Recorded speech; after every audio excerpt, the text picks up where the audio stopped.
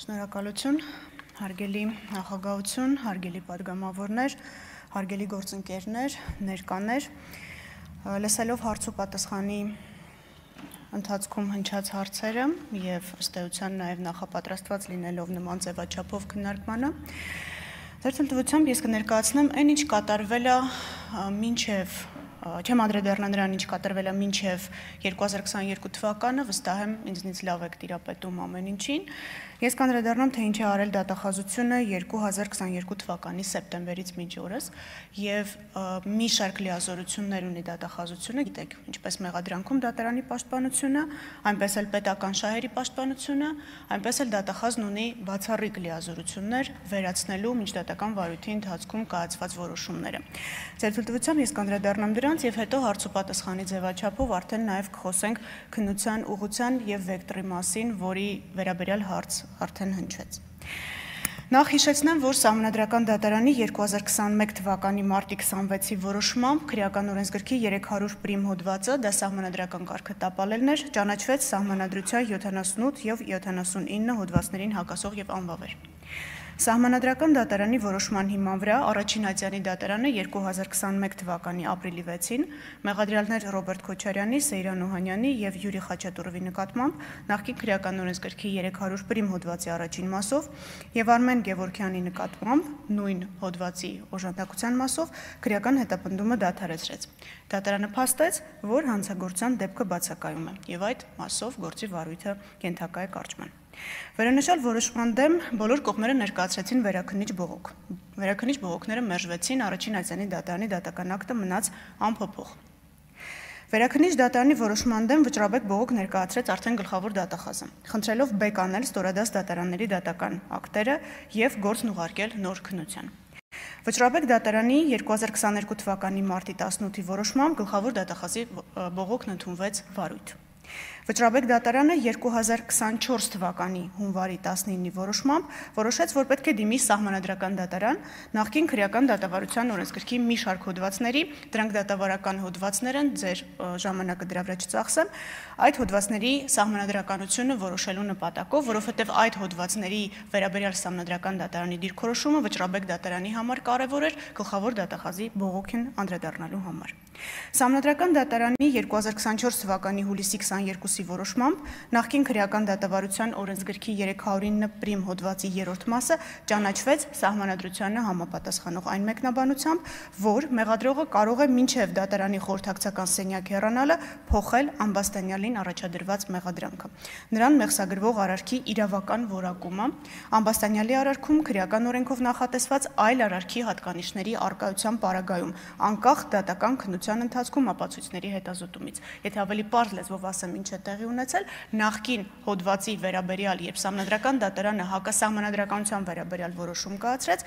հետագայում բարձր դատարաններն ասացին, որ դատախազն իրավասու է փոխելու մեղադրանքը նույն փաստական տվյալների առկայության պայմաններում այլ հոդվածով որակել արարքը։ Բարձրագույն դատական խորհրդի որոշման հիման վրա գործը քննող դատավորի լիազորությունները նախկինում, որ քննել էր գործը մինչև 2021 թվականը, դադարեցվեցին։ Եվ քրեական գործը 2024 թվականի սեպտեմբերի 2-ին մակագրվեց Երևան քաղաքի ընդհանուր իրավասության առաջին ատյանի քրեական դատարանի մեկ այլ դատավորի։ 2024 թվականի սեպտեմբերի 12-ին վճռաբեկ դատարանը դատախազի բողոքի հիման վրա բեկ անեց Երևան քաղաքի առաջին ատյանի ընդհանուր իրավասության դատարանի 2021 թվականի ապրիլի 16-ի որոշումը եւ այն անփոփոխ թողնելու մասին վերաքննիչ քրեական դատարանի 2021 թվականի նոյեմբերի 26-ի որոշումը։ Գործն ուղարկվեց հակակոռուպցիոն դատարան նոր քննության։ Բոլոր նիստերը լուսաբանվում են, նիստերի վերաբերյալ կարծում եմ ամբողջությամբ համապարփակ տեղեկացված են եւ տուժողի իրավահաջորդները եւ հանրությունը։ Բայց ուղղակի կնշեմ, որ ի թիվս այլնի վճռաբեկ դատարանն արձանագրեց, որ Սահմանադրական դատարանի 2024 թվականի հուլիսի 22-ի որոշման լույսի ներքո, եթե մեղադրողը գտնում է, որ կատարված արարքը կարող է որակվել քրեական օրենսգրքի այլ հոդվածով, ապա իրավասու է մեղադրանքի լրացմանը կամ փոփոխման ուղղված քայլեր ձեռնարկել։ 2024 թվականի հոկտեմբերի 11-ին հանրային մեղադրողի կողմից կայացվել են Ռոբերտ Քոչարյանի, Սեյրան Օհանյանին, Յուրի Խաչատուրովին եւ Արմեն Գևորգյանին նախկին քրեական օրենսգրքի 301 հոդվածի առաջին մասով վերագրված արարքի իրավական գնահատականը փոխելու եւ նրանց նոր Արդեն նույն օրենսգրքի 309 հոդվածի 3-րդ մասով, որը համապատասխանում է գործող քրեական օրենսգրքի 441 հոդվածի 2-րդ մասի 5-րդ կետին, մեղադրանք ներկայացնելու մասին որոշումներ։ 2025 թվականի նոյեմբերի 24-ին դատարանը հանրային մեղադրողին ժամկետ է տրամադրել նշված որոշումները քրեական դատավարության օրենսգրքի պահանջների պահպանմամբ կազմելու եւ ներկայացնելու համար։ Ձեր հնչեցրած հարցերից ես հասկանում եմ, որ մեղադրանքի վերաբերյալ տեղեկացված չեք, բայց նաև ազգային ժողովի ամբիոնից ես չեմ կարող հանրային մեղադրողի փոխարեն, թեև իհարկե շատ ցանկալի կլիներ, ընթերցել ամբողջ մեղադրանքը, որ առաջադրված է, եւ ձեր բարձրացած մի շարք հարցերի պատասխաններ հենց այդ մեղադրանքի մեջ դուք կստանայիք, կապված եւ զինվորականների մասնակցության հետ կապված եւ որոշակի դրվագների հետ կապված, որոնք տվեցիք նախաքննության մարմնին, բայց նշեմ, որ առաջիկայում դատարանը արդեն մեղադրողին հնարավորություն է տալու ներկայացնել, այսինքն դատարանում ընթերցել այն մեղադրանքը, որը առաջադրված է իմ կողմից նշված անձանց, եւ ըստ էության արդեն հնարավորություն կունենա հանրությունը ծանոթանալու դատարան ուղարկված մեղադրանքի բովանդակությանը։ Ցավոք սրտի, մինչ այս պահը մենք որպես հանրության ներկայացուցիչներ զրկված ենք եղել այս հնարավորությունից։ Վստահաբար դատարանի հետ կապված հարցեր կլինեն, բայց ձեր թույլտվությամբ ես ներկայացնեմ երկու այլ գործառույթի հետ կապված դատախազության այս ընթացքում կատարած աշխատանքը։ Այդ թվում այն կոնտեքստում, որ Մարդու իրավունքների եվրոպական դատարանը սեպտեմբեր ամսին նշել է Ֆարմանյանը եւ այլ քննադեմ Հայաստանի վճռի ներքո։ 2025 թվականի օգոստոսի 11-ին գլխավոր դատախազությունը հակակոռուպցիոն դատարանը ներկայացրել հայցադիմում ընդդեմ Ռոբերտ Քոչարյանի, Արմեն Գևորգյանի, Սեյրան Օհանյանի եւ Յուրի Խաչատուրովի Հայաստանի Հանրապետության կողմից հատուցված 670 միլիոն դրամը որպես հետադարձ պահանջ համապարտության կարգով բռնագանձելու պահանջի մասին։ Ինչու 670 միլիոն, ինչու հայց։ Հետադարձ պահանջի չափը հաշվարկվել է հիմք ընդունելով ազգային ժողովի կողմից 2019 թվականի հունիսի 4-ին ընդունված 2008 թվականի մարտի 1-ից 2-ը Երևան քաղաքում տեղի ունեցած իրադարձությունների ժամանակ տուժած անձանց աջակցության մասին օրենքը։ Վստահ եմ ազգային ժողովի պատգամավորները կհիշեն նախաձեռնությունը, կհիշեն քննարկումները, որոնք տեղի են ունեցել ազգային ժողովում, եւ դրա հիման վրա կառավարությունը 2019 թվականի օգոստոսի 8-ին ընդունեց որոշում, որով Արտադրության նախարարությունը արդեն հետագայում փոխհատուցումներ կատարեց եւ փոխհատուցումների հանրագումարը, որը մեր խնդրանքով Արտադրության նախարարության գլխավոր քարտուղարի կողմից 2024 թվականի հոկտեմբերի 25-ին տրամադրվել է դատախազությանը, Պարզ է դառնում, որ մարտի 1-ից 2-ը Երևանում տեղի ունեցած իրադարձությունների ժամանակ տուժած անձանց մինչ 2024 թվականի հոկտեմբերի 25-ը տրամադրված աջակցության չափը կազմում է 670 միլիոն դրամ։ Գլխավոր դատախազությունը նաև ներկայացրել է հայցի ապահովման միջոց կիրառելու վերաբերյալ միջնորդություն, խնդրելով հայցագնի 670 միլիոն դրամի չափով արգելանք դնել պատասխանողներ Ռոբերտ Քոչարյանին, Արմեն Գևորգյանին, Սեյրան Օհանյանին, Յուրի Խաչատուրովին պատկանող գույքերի վրա։ Հակակոռուպցիոն դատարանի 2025 թվականի օգոստոսի 13-ի որոշմամբ հայցադիմումն ընդունվել է վարույթ։ Հայցի ապահովման միջոց կիրառելու վերաբերյալ միջնորդությունը բավարարվել է։ Սա նշանակում է, որ հայցապահանջի չափով նշված անձանցից համապարտության կարգով բռնագանձման ենթակագումարը սառեցվել է։ Նաև կցանկանամ նշել, որ ոչ դիտավորյալ, բայց կարծես թե այդպես է ստացվել, որ նույն օրը 2025 թվականի օգոստոսի 11-ին գլխավոր դատախազի, այսինքն իմ որոշմամբ, վերացվել է 2008 թվականի մարտի 1-ի դրությամբ ոստիկանության պետի տեղակալի պաշտոնը զբաղեցրած Սաշա Աֆյանի նկատմամբ քրեական հետապնդում դադարեցնելու մասին 2020 թվականի հունվարի 30-ի որոշումը։ Մարտի 1-ի գործով հիմնավորվել էր, որ Սաշա Աֆյանը, ով 2008 թվականի փետրվարի 12-ին նշանակվել էր կառավարության առընթեր ոստիկանության պետի տեղակալի պաշտոնում, 2008 թվականի մարտի 1-ին անցնելով իր պաշտոնեական լիազորությունները,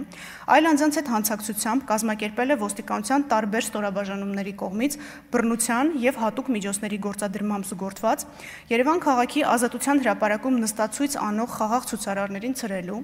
ապա քաղաքի կենտրոնական հատվածներում նրանց կուտակումները, հնարավոր ցույցերն ու հավաքները բացառելու գործողությունները, որպեսզի գործողություններով անձանց իրավունքներին եւ օրինական շահերին հասարակության եւ պետության օրինական շահերին պատճառվել է էական վնաս։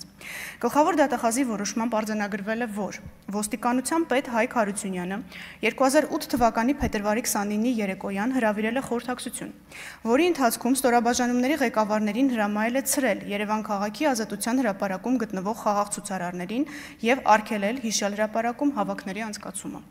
Նշված խորհրդակցությունից հետո փետրվարի 29-ի լույս մարտի 1-ի գիշերը ոստիկանության պետի տեղակալ Սաշա Աֆյանը տագնապով ոստիկանության Երևան քաղաքի վարչության ՊՊՑ գնդում է հավաքել հիշյալ գնդի ծառայողներին, որից հետո գնդի ղեկավարությանը կարգադրել է անձնակազմին զինել հատուկ միջոցներով եւ Ազատության հրապարակում նստացույց անող խաղաղ ցուցարարներին ցրելու համար անձնակազմը տեղափոխել հիշյալ հրապարակ։ Առավոտյան 6:30-ի սահմաններում ոստիկանության շուրջ 1200 ծառայող, այդ թվում ոստիկանության Երևան քաղաքի վարչության ՊՊՑ գնդի ծառայողները տեղակայվել են Ազատության հրապարակին հարակից փողոցներում, որից հետո ոստիկանության Երևան քաղաքի վարչության ՊՊՑ գնդի ծառայողները Սաշա Աֆյանի կազմակերպմամբ ոստիկանության մասին օրենքի 29 հոդվածով նախատեսված ֆիզիկական ուժ եւ հատուկ միջոցներ գործադրելու հիմքերի բացակայության պայմաններում մուտք են գործել հրապարակ։ Ակնհայտորեն դուրս գալով իրենց լիազորությունների շրջանակից, որը զուգորդվել է բռնության, ֆիզիկական ուժի եւ հատուկ միջոցների ապօրինի գործադրմամբ։ Ցրել են նստացույց իրականացնող հարյուրավոր խաղաղ ցուցարարներին եւ հարկադրաբար դուրս են հանել հիշյալ հրապարակից։ Նույն ժամանակ ոստիկանության մյուս ստորաբաժանումները քաղաքացիների հետագա կուտակումներն ու հավաքները հրապարակում կանխելու նպատակով շրջափակել են Ազատության հրապարակը եւ թույլ չեն տվել քաղաքացիների մուտքը հրապարակ։ Նստացույց անող անձանց Ազատության հրապարակից բռնությամբ տարհանելուց հետո Սաշա Աֆյանի եւ այլ անձանց կազմակերպմամբ ոստիկանական ուժերը շարունակել են բռնության եւ հատուկ միջոցների գործադրմամբ հետապնդել քաղաքացիներին քաղաքի կենտրոնական հատվածներում, նրանց կուտակումները, հնարավոր ցույցերն ու հավաքները բացառելու համար։ Ոստիկանության կողմից Ազատության հրապարակում եւ հարակից փողոցներում կատարված գործողությունների արդյունքում 3 տասնյակից ավելի քաղաքացիների առողջության պատճառվել է թեթև եւ միջին աստիճանի մարմնական վնասվածքներ, որպեսզի գործողություններով անձանց իրավունքներին եւ օրինական շահերին, հասարակության եւ պետության օրինական շահերին պատճառվել է էական վնաս։ 2019 թվականի հոկտեմբերի 26-ին որոշում էր կայացվել Սաշա Աֆյանին նախկին քրեական օրենսգրքի 38-309 հոդվածի երկրորդ մասով որպես մեղադրյալ ներգրավելու մասին եւ նույն օրը առաջադրվել էր մեղադրանք։ 2003 թվականի ապրիլի 18-ին ընդունված քրեական օրենսգրքի 309 հոդվածը հիշեցնեն պատասխանատվություն է նախատեսում պաշտոնատար անձի կողմից դիտավորությամբ այնպիսի գործողություններ կատարելու համար, որոնք ակնհայտորեն դուրս են եկել նրա լիազորության շրջանակից եւ էական վնաս են պատճառել անձանց կազմակերպությունների իրավունքներին եւ օրինական շահերին, հասարակության եւ պետության օրինական շահերին։ Հոդվածի երկրորդ մասով նախատեսված է լիազորություններ անցնելու որակյալ հանցակազմը այն է նույն արարքը, որը զուգորդվել է բռնություն, զենք, հատուկ միջոցներ գործադրելով։ Գլխավոր դատախազի որոշմամբ արձանագրվել է նաև, որ մեղադրյալ Սաշա Աֆյանը իր ցուցմունքով խնդրել է իր նկատմամբ նախկին քրեական օրենսգրքի 38-309 հոդվածի երկրորդ մասով հարուցված քրեական հետապնդումը դադարեցնել վաղեմության ժամկետն անցած լինելու հիմքով։ Սակայն գտնելով, որ մեղադրյալ Սաշա Աֆյանի կողմից բռնություն, զենք կամ հատուկ միջոցներ գործադրելով զուգորդված պաշտոնական լիազորություններն անցնելը ավարտվել է 2008 թվականի մարտի 1-ին, հետևաբար Սաշա Աֆյանին քրեական պատասխանատվության ենթարկելու նախկին քրեական օրենսգրքի 75 հոդվածի առաջին մասի 3-րդ կետով սահմանված վաղեմության ժամկետն անցել է, վարույթն իրականացնող քննիչը 2020 թվականի հունվարի 30-ին կայացրել էր որոշում եւ Սաշա Աֆյանի նկատմամբ դադարեցրել էր քրեական հետապնդումը վաղեմության ժամկետն անցած լինելու հիմքով։ Եվ նույն տրամաբանությամբ հսկող դատախազը հաստատել էր որոշման օրինականությունը։ Մինչդեռ գլխավոր դատախազը գտավ, որ երկու որոշումներն էլ կայացվել են ապօրինի։ Ինչ դրեց գլխավոր դատախազն իր որոշման հիմքում։ Նշեմ, որ քրեական օրենսգրքի 309 հոդվածի երկրորդ մասով հարուցված հանրային քրեական հետապնդումը դադարեցնելու մասին վարույթն իրականացնող քննիչի 20 թվականի հունվարի 30-ի որոշումը եւ այն չվերացնելու մասին հսկող դատախազի վարույթային ակտը հիմնավոր եւ օրինական չեն եւ այս հիմքով ենթակա են վերացման։ Գլխավոր դատախազն իր որոշման հիմքում ի թիվս ներպետական օրենսդրության միջազգային փաստաթղթերի եւ մարդու իրավունքների եվրոպական դատարանի Մուշեղ Սաղաթելյանն ընդդեմ Հայաստանի գործով վճռի դրել է վճռաբեկ դատարանի 2023 թվականի դեկտեմբերի 23-ի որոշումը, որի համաձայն առնվազն 2003 թվականի ապրիլի 18-ին ընդունված քրեական օրենսգիրքն ուժի մեջ մտնելու 2003 թվականի օգոստոսի 1-ի դրությամբ արկա է եղել խոշտանգման կամ դրան հավասարեցված վերաբերմունքի, այդ թվում պաշտոնատար անձի կողմից բռնությամբ զուգորդված լիազորություններն անցնելու դեպքում վաղեմության ժամկետներ կիրառելու օրենսդրական արգելք։ Հետևաբար Սաշա Աֆյանին մեղսագրված է եղել արարք, որը որպես վատ վերաբերմունքի դրսևորում հավասարեցված է խոշտանգմանը։ Ինչով պայմանավորված նրա նկատմամբ հարուցված քրեական հետապնդումը չէր կարող դադարեցվել վաղեմության ժամկետներ կիրառելու օրենսդրական արգելքի պատճառով։ Նշեմ, որ առաջիկայում այս դրվագը մեղադրական եզրակացությամբ կհանձնվի դատարան։ Նշեմ նաև, որ ինչպես Եվրոպական դատարանը Ֆարմանյանը եւ այլք ընդդեմ Հայաստանի արդեն սեպտեմբերին կայացված վճռով հաստատել է, որ պատշաճ քննություն չի իրականացվել ոստիկանական բարձրագույն ղեկավարության եւ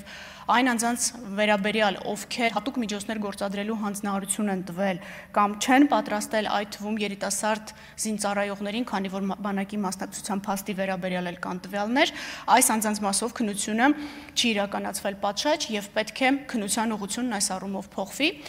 Չեմ կարող նշել, թե ինչ տրամաբանությամբ է կամ ինչ պատահականությամբ է դա տեղի ունեցել, բայց գլխավոր դատախազությունը մոտ 1 ամիս առաջ արդեն քննության ուղղության հետ կապված փոփոխություններ է մտցրել քրեական գործում։ Ես նշեցի, որ օգոստոս ամսին են իմ կողմից նշված որոշումը կայացվել եւ մի շարք այլ պաշտոնատար բարձրաստիճան անձանց վերաբերյալ այս նույն տրամաբանությամբ շարունակվելու է քննությունը։ Ձեր հնչեցրած բազմաթիվ հարցերը, որոնք որ վերաբերում են քննության կոնկրետ դրվագներին, վերաբերում են մասնավոր դեպքից դեպի ընդհանուր դեպքը իրականացված քննություն, այսինքն կոնկրետ անձի կողմից կրակոց արձակելը, կոնկրետ զենքի կիրառումը եւ պարզ է, որ մոտապես 17 տարի հետո նման ճշգրտությամբ հնարավոր չի լինելու քննությունը իրականացնել, բայց մարտի 1-ի գործը չի կարող մտած լինել փակուղի, հարց հնչեց առաջին զեկուցողին, որովհետև եւ Եվրոպական դատարանի վճռում է դա արձանագրված եւ արդեն գլխավոր դատախազի կողմից վերացված որոշմամբ եւ դատախազության կողմից տրված հանձնարարությամբ է արձանագրված, որ քննության ուղղությունը պետք է այլևս տարվի հակառակից, այսինքն այն պաշտոնատար անձանցից, ովքեր տվել են նման հանձնարարություններ կատարելու հրամաններ եւ հետո նոր միայն արդեն անդրադառնան կատարողներին, որպեսզի նաեւ հնարավոր լինի ամբողջ ծավալը քննության ապահովել։ Ես կարծես թե մի փոքր շուտ ավարտեցի, բայց այստեղ կեզրափակեմ, որովհետեւ ենթադրում եմ հարցեր կլինեն։ Շնորհակալ եմ։